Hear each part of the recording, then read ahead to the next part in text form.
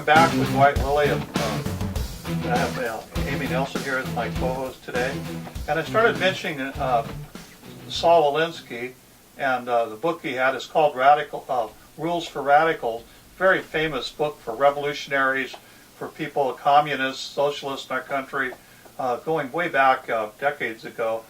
And there's another book that came out. It was called The Communist Manifesto.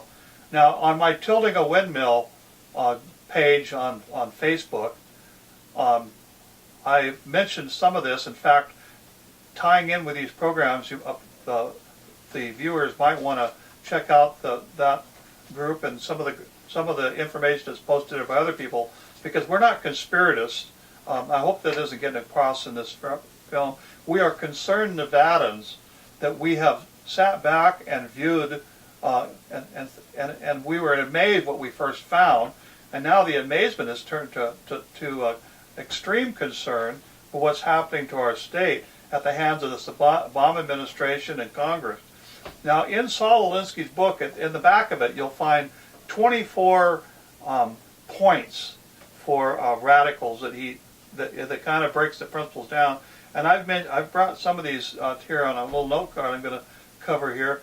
And one is called it's called Disruption of a Nation's Base Foundation, and which is what Obama has decided to do.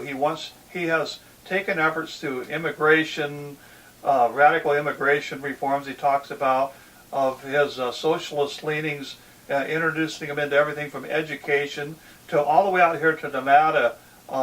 His land grabs is a disrupting factor. You disrupt what the common situation is, and when people are disrupted, it throws them off balance. Another part that comes to us is that these radicals view the millions of people living here as nothing more than pawns into a greater scheme of socialism, eventually communism. President Obama's father was a communist, his mother was a communist, his grandparents were communists. He has cloaked this while he was running for office, and a lot of people don't believe this. But you need only to do a little investigation, and you'll find the direct links there. That this person believes in radical change.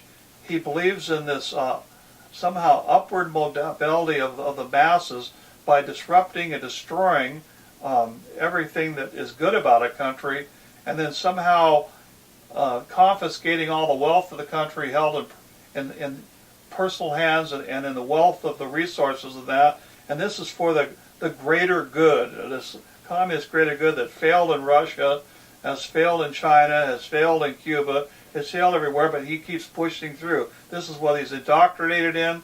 This is what his background is as a community organizer.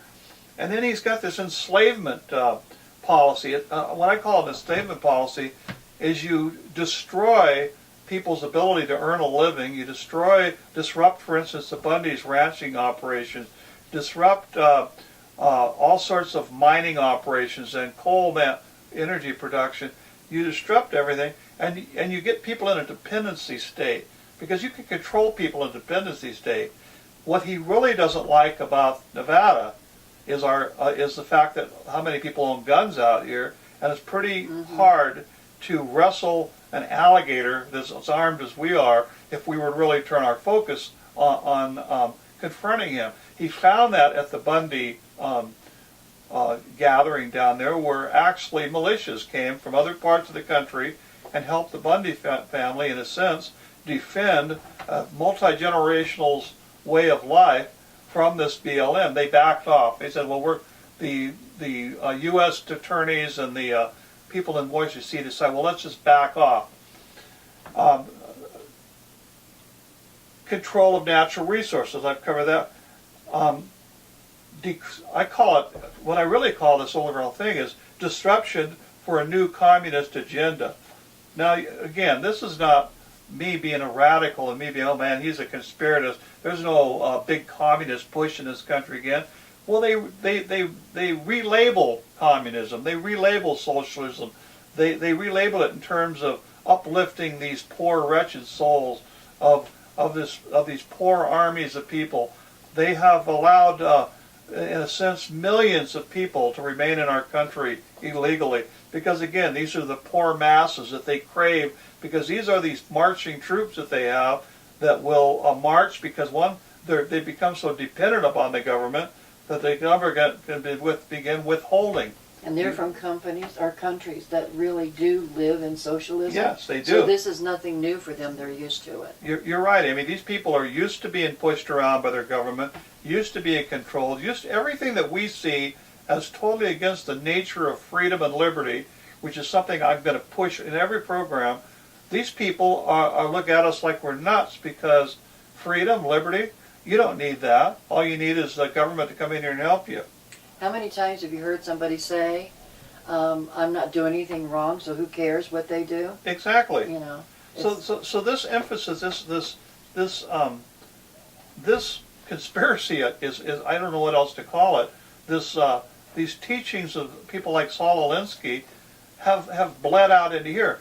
Now, when the Bundy standoff ended late this last spring, the government said they would come back, and even our own Senator Reid, who was the most powerful man in the U.S. Senate until the recent election, he is part of this conspiracy, because if you look into his family dealings, he has made millions off of land, federal land. Right. His family has. They've been able to get in on deals that you and I could only dream of because his connections.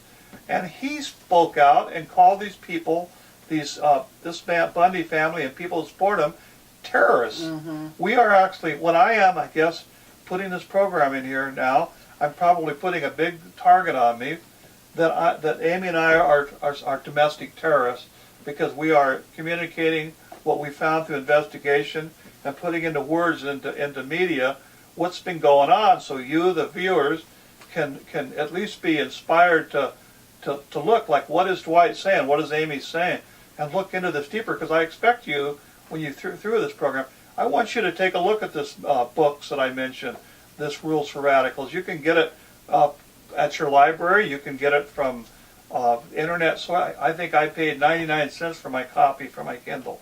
But I'm going to continue on here after this this break here, because there's more we want to cover. And like I said, it's complicated, and